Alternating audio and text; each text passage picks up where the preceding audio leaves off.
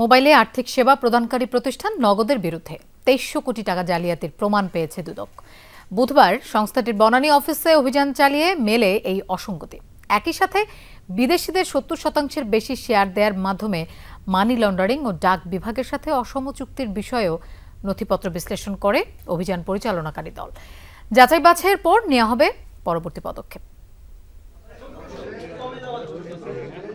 বিগত আওয়ামী লীগ সরকারের সুবিধাভোগীদের মাধ্যমে প্রতিষ্ঠিত মোবাইলের আর্থিক সেবা প্রদানকারী প্রতিষ্ঠান নগদে দুদকের অভিযান। ৪ ঘন্টার অভিযানে তথ্য মেলে ডাক অধিদপ্তরের চুক্তি না মেনে নগদে অতিরিক্ত ৬৪৫ কোটি টাকার ই-মানি ইস্যু করা হয়েছে। এছাড়া ভুয়া এজেন্ট দেখিয়ে ১৭০০ কোটি টাকার ফান্ড সরিয়ে নেওয়া হয়েছে। গণ আন্দোলনে আওয়ামী লীগ সরকারের পতনের পর নিযুক্ত প্রশাসক জানালেন বিস্তারিত। ৩টা অনিয়ম, এক্সেসিভ মানি ক্রিয়েট করেছে, ২ ফান্ড সরিয়ে নিয়েছে, ৩ নাম্বার একদম নিশ্চিত না শেয়ার হোল্ডিং নিয়ে কিছু স্ক্যাম হয়েছে।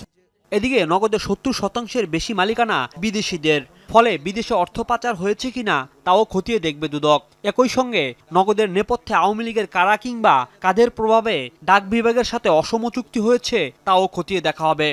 যাচাই বাছাই শেষে আরও যদি আমাদের ডকুমেন্ট লাগে আমরা সেই ডকুমেন্টগুলো চাবো। আমরা হয়তো ডাক অধিদপ্তর থেকেও তথ্য চাইতে পারি।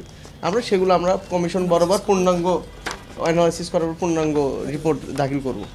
এরই মধ্যে নগদের প্রতারণার ঘটনায় মামলা করেছে বাংলাদেশ ব্যাংক। রাজীব আহমেদ, যমুনা নিউজ, ঢাকা।